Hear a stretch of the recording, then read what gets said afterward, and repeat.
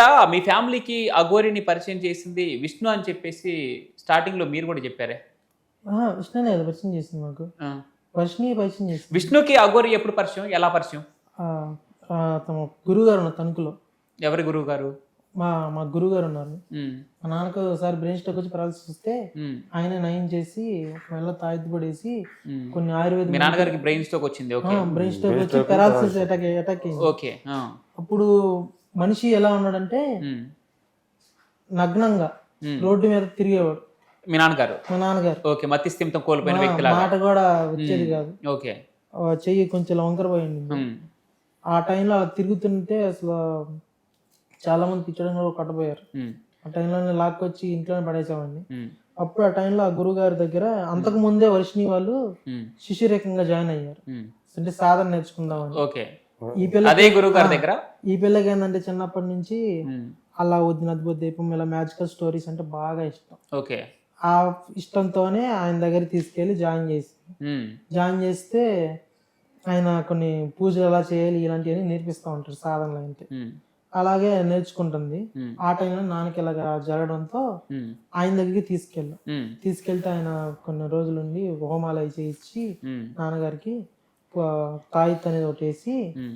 ఆ ఏదైతే ఉందో ఆ తాయిత్ అదేలేండి. ఆ. ఆ తాయిత్ అనేది వేసి ఉమ్, కొన్ని ఆయుర్వేద మూలికలు చెప్పారు. ఉమ్, అవి వాడినాక ఇంగ్లీష్ మందుల కంటే కూడా ఇవి బాగా పనిచేసి ఉమ్. ఇప్పుడు మీతో నార్మల్గా మాట్లాడగలిగానే ఓకే. ఆయన ఉమ్, స్థితి ఆయన చూసుకునే స్థితికి వచ్చాడు. ఓకే. ఇక్కడ మామూలుగా. ఇక్కడ అయితే ఆయన దగ్గర ఉన్నప్పుడు ఉమ్, ఆ, దీక్ష చేయాలి, పొద్దున్న తెల్లవారుజామున లేచి దీపం పెట్టి పూజలు చేయాలి, ఉమ్, చేయమని చెప్పారంట. ఉమ్, కానీ ఆ పిల్ల ఏ రోజు చేయలేదు. ఎప్పుడు చూసినా కానీ 10కి 11కి చేసిద్ది. ఉమ్, కాలేజీకి కూడా అంతంతగా మాత్రమే, కాలేజీకి కూడా సరిగ్గా వెళ్ళదు. ఉమ్, అయితే ఒకసారి ఇలానే ఉమ్, 6 రోజులు గడుస్తూ ఉంది. ఉమ్. ఈ టైంలోనే వాళ్ళ గురువు గారి దగ్గరికి అఘోరి వచ్చింది. వాళ్ళ గురువు గారి దగ్గరికి. ఉమ్, ఉమ్. అఘోరి వస్తే అక్కడ అంటే అంతకు ముందే పరిచయం మీ చెల్లికి? అంతకుముందు లేదు. ఓకే. అది గురువు గారి దగ్గరికి వచ్చినాక పరిచయం. ఓకే. ఆ. గురువు గారి దగ్గరికి వచ్చినాక విష్ణాన్నకి పరిచయం. ఓకే. ఆ. విష్ణాన్న దగ్గర నుంచి అక్కడ అది డిప్యూటీ సీఎం పవన్ కళ్యాణ్ దగ్గర పార్టీ ఆఫీస్ ముందు కూడా చేసింది కదా. ఓకే. ఇక్కడ అప్పుడు విష్ణు వర్షిని ఎందుకు పరిచయం. పరిచయం చేసుకున్నాడు ఆ గోరితో? విష్ణు పని పరిచయం చేసుకోలేదు. ఆ. వాళ్ళ గురువు గారే కొన్ని వస్త్రాలు ఉండి నల్లని వస్త్రం ఉండిద్ది. ఓకే. మా నగ్నంగా తిరుగుతుందని చెప్పి నా వస్త్రం కప్పారు అఘోరికి. ఓకే. అది నాకు తెలియదు, విష్ణు అని చెప్పారు. ఇది ఉమ్, వస్త్రం కప్పి ఉమ్, ఆమెని పంపించేశారు. ఉమ్, తర్వాత ఇలా హల్చల్ చేస్తున్నప్పుడు ఉమ్, ఇలా చేసి మన అఘోర అలా పరువు తీస్తుంది. ఉమ్, ఆ పిల్లని తీసుకెళ్లి అదే ఉంది కదా అఘోరాన్ని, ఉమ్, అఘోరాన్ని తీసుకెళ్లి మళ్ళీ ఇట్లా వ్యాన్లు వేయించడాలు ఉమ్, ఇలా కట్టడి చేయమని చెప్పని వాళ్ళ గురువు గారే ఫోన్ చేసి చెప్పారు ఈయనకి. ఉమ్. ఆ తర్వాత చాలా రోజులు విష్ణు అఘోరితో కాంటాక్ట్ లో ఉండు, ఒక 5-6 నెలల పాటు. ఆ తర్వాత మీ ఫ్యామిలీకి పరిచయం చేసింది. కాంటాక్ట్ ఏం లేదండి. మామూలుగా ఇలానే హల్చల్ చేసిన వల్ల పోలీసులు అన్నయ్యకి ఫోన్ చేయడం మొదలు పెట్టారు. ఎప్పుడైతే ఫస్ట్ డిప్యూటీ సీఎం గొడవ చేసినప్పుడు ఎప్పుడైతే కంట్రోల్ చేసి వ్యాన్ లో గట్టిగా లాక్కెళ్ళి వర్షిని విష్ణు అన్న ఇద్దరు కలిసి చేశారో అప్పుడు. హర్ష, మీరు ఇప్పుడు మీ ఫ్యామిలీ తరపు నుంచి మీ చెల్లిగా ఒక విషయం, పర్సనల్ ఒక విషయం, ఇప్పుడు చూసేటువంటి జనాలకి మీ పైన సానుభూతి తెలిపే కొంతమంది జనాలకి మీరు ఒక విషయం క్లియర్గా చెప్పాల్సిన అవసరం ఉంది. అదేంటంటే విష్ణు దగ్గర మీ చెల్లి ఎన్ని సంవత్సరాలు పనిచేసింది? అంటే తనకి 11 years అప్పటి నుంచి అక్కడ ఆయన దగ్గర ఉంది. ఏం వర్క్ అక్కడ చేసేది? ఏం వర్క్ అంటే ఏం లేదు, గ్యాస్ చిన్న చిన్న సామాన్లు అందించడం. ఓకే. ఓకే. తన షాప్ లో ఒక సహాయకురాలుగా ఉంది, హెల్పర్ గా పనిచేసింది. అయితే 11 సంవత్సరాల నుంచే తన దగ్గర, అంటే దగ్గర దగ్గర ఒక 13 సంవత్సరాలు విష్ణు దగ్గర పనిచేసిందని చెప్పి మొన్న మీ చెల్లి వర్షిని కూడా చెప్పడం జరిగింది.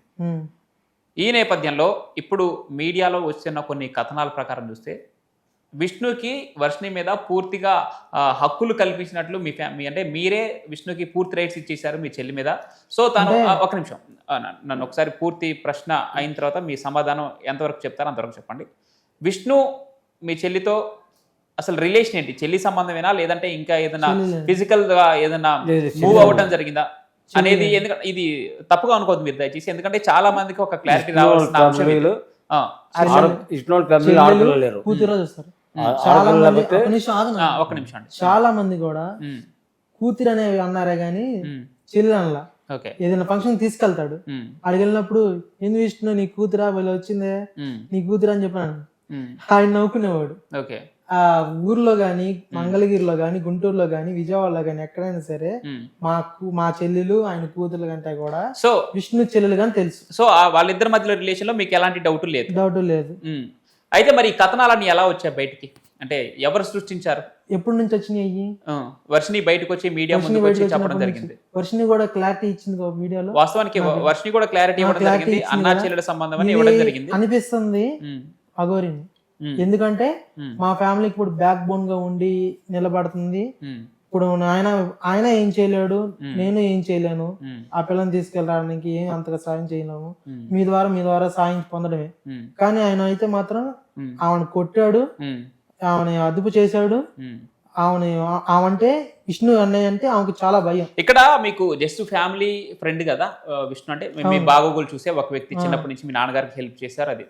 అయితే మీ కళ్ళ ముందు మీ చెల్లిని కొడుతుంటే, మానసికంగా అంటే శారీరకంగా హింసిస్తుంటే మీరు ఎందుకు ఒక్క మాట కూడా మాట్లాడలేదు విష్ణు విషయంలో? తను తప్పు చేస్తేనేనండి ఎప్పుడు కొట్టేది.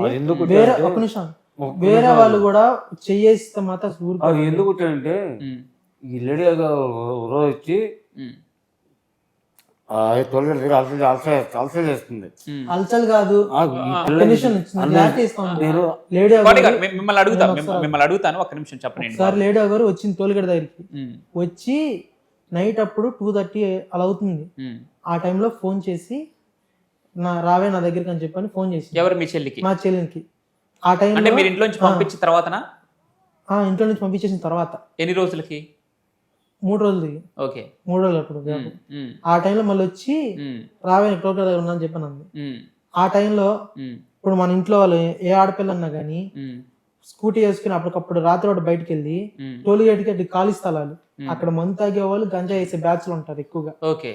ఆ టైంలో అదే అలాంటి ఏరియాకి రమ్మని అఘోర పిలిస్తే ఏమి ఆలోచించుకోకుండా ఒక ఆడపిల్ల వెళ్ళింది అనుకోండి, ఎలా ఉంటదండి? వెళ్ళిందా వర్షిని? వర్షిని వెళ్ళిందనే కొట్టాడు. ఎన్ని గంటలప్పుడు వెళ్ళింది? 2:30 టైం. నైట్ నైట్ 2:30 మీకు తెలియకుండా వెళ్ళిందా? మాకు తెలియకుండానే. వెళ్ళొద్దని మేము అందరం చెప్పాము.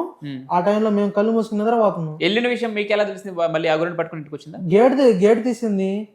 మా ఇంట్లో పప్పి అని ఉంటుంది. అది గేట్ తీస్తే రోడ్డు మీదకి వెళ్ళి కేకలేసిద్ది. అది కేకలేస్తుంది అని చెప్పి గేట్ తీసుకుంటే ఆ పిల్లలు లేదు, స్కూటీ లేదు. ఎందుకు రమ్మంది అఘోరి ఆ టైంలో అక్కడికి? అది తెలియదండి ఎందుకు రమ్మని అనేది. అలా వెళ్ళిందని చెప్పని ఇప్పుడు అప్పటికప్పుడే ఆ రోజు రాత్రి వచ్చాడు విష్ణుని. యాక్చువల్ గా సూర్యాపేటలో ఉంటాడు. సూర్యాపేటలో ఉన్నప్పుడు శని ఆదివారాల్లో వస్తాడు. వచ్చి బట్టలు అవన్నీ వాళ్ళ అమ్మ చేత వాష్ చేపించేసుకుని వెళ్తాడు. ఆ టైంలో వచ్చాడు. అదే రోజు ఇలా వర్షిని వెళ్ళింది అనగానే మా నాన్న కంగారు పడితే ఆయనకి ఫోన్ చేశారు. నేను లెగవాలి ఆ రోజు. లెగపోయేసరికి ఫోన్ చేశారు. అంటే ఆ రోజు నాకు ఎక్కువ అయిపోయి నేను దీప్ కోమాలోకి వెళ్ళిపోయాను. ఇక్కడ విష్ణు మీ చెల్లిని కొట్టడం మీకు తెలిసిన విషయం అనేది మీ దృష్టిలో, సో దానిపైన మీకు ఎటువంటి అభ్యంతరం లేదు? ఎటువంటి అభ్యంతరం లేదు. ఈ సంబంధం కొడతాం కూడా. ఎందుకంటే అంటే ఇప్పుడు కొట్టడం కాదండి దయచేసి. ఇప్పుడు ఈ వ్యవహారం జరిగింది కాబట్టి కొట్టడం కాదు. చిన్నతనం నుంచి తను పనిచేసే విషయంలో కావచ్చు, లేదంటే స్కూల్ కి వెళ్ళే విషయంలో, కాలేజ్కి వెళ్ళే విషయంలో మాకు చెప్పే. అంటే మీరు తనకి పూర్తి రైట్స్ ఇచ్చేసారా విష్ణుకి? పూర్తి రైట్స్ ఏం ఇవ్వలేదు. ఆయన చూతాడు ఇలా చేసింది మరి ఏం చేయమంటావు కూడా అంటే ఏదైనా నువ్వేగా చూసుకుంటుంది మంచి అట్లా అని నువ్వే మంచిగా చేసుకుని మంచి దారిలో పెట్టుకుంటే. అంటే మీ నాన్నగారు కూడా కొంచెం వీక్ గా ఉన్నారు కాబట్టి సో ఆయన దగ్గరుండి బాగోగులు చూసుకునేవారా? దగ్గరుండి బాగోగులు చూసుకునేవారు. ఇప్పుడు విష్ణు మీకు డబ్బులు ఇచ్చాడా లేదంటే మీరు తీసుకున్నారా? అసలు ఏం జరిగింది విష్ణుకి మీకు మధ్యలో? అంటే మా శాలరీ అనేది నేను హోల్డ్ చేసుకుని ఆయన దగ్గర దాచుకున్నాను. ఓకే. కొన్ని అనివార్యాల పరిస్థితుల్లో లాక్డౌన్ ఆ టైంలో కొంచెం లాస్ అయిపోయి బిజినెస్ లో కొంచెం మనీ ఆయన దగ్గర కూడా లేవు. ఇప్పుడు వచ్చినాయి మనీ. మొన్న నాకు ఈ మనీ ఇచ్చారు. ఆ మనీతో నేను గుజరాత్ వెళ్ళి తీసుకొచ్చాను. ఇప్పుడు మళ్ళీ ఆ మనీ అయిపోయినాయి. మళ్ళీ ఇంకో ల్యాండ్ అమ్మకానికి పెట్టాడు. అయ్యి హర్ష ఇక్కడ బయట ఏం నడుస్తుందంటే విష్ణుకి మీరు కొన్ని లక్షల డబ్బులు ఇవ్వాలి. మీ చెల్లి చెప్పిన దాని ప్రకారం కూడా ఆయన ట్రాప్లో మీరు పడిపోయారు. ఆయన చెప్పిందే మీరు నడుస్తుంది. ఇది మీ చెల్లి స్వయంగా చెప్పింది. బయట మీడియాలో కూడా నడుస్తున్న వార్తలు. అసలు ఏంటి, మీరు ఎంత తప్పున్నారు? నిజంగానే డబ్బులు ఇవ్వాలి కాబట్టి ఆయన పెత్తనం మీ ఫ్యామిలీ మీద నడుస్తుందా అనేది ఒక క్లారిటీ కావాలి. లేదండి, నాకు జస్ట్ ఒక 3 lakhs నా శాలరీ నేను ఆయన దగ్గర దాచుకున్నాను. ఆ అమౌంట్ ఉన్నాయా ఇచ్చేస్తాడు. రేపు మా ల్యాండ్ అమ్ముతున్నాడు, ఆ డబ్బులు వస్తే ఇచ్చేస్తాడు. నాకు అందులో ఎటువంటి డౌట్ లేదు. ఎప్పుడు ఆయన ఇప్పుడు ఇచ్చే 3 లక్షల్లో కూడా ఒక నిమిషం ఆయన పెరాల్సి వచ్చి ఇల్లు ఖాళీ చేయమన్నారు. కుటుంబంలో అప్పటికప్పుడు ఆయన ఇంటిని గోడంగా ఉన్న ఇంటిని ఖాళీ చేయించి ఆ ఇంట్లో మమ్మల్ని కుటుంబంలో యజమాని పని చేయకపోతే ఆ కుటుంబం జీవనం ఎలా ఉంటుంది మీరు ఆలోచించండి.